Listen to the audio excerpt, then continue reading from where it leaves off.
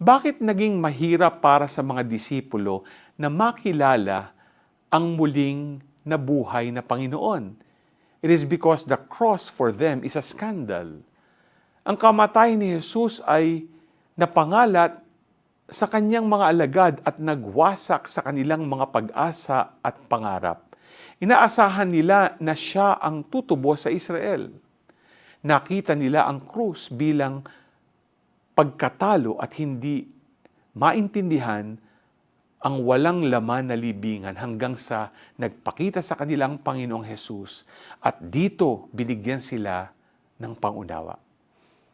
Gaano kadalas tayong hindi nakakakilala sa Panginoon kapag siya ay nagsasalita sa ating mga puso at nagpapahayag ng mensahe na taliwas sa ating nais na daan.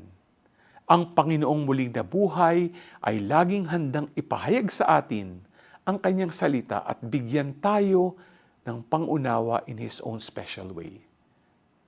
Are we open to God's voice speaking to us through the Scriptures, the teachings of the church, our dealings with people, and many other means He employs?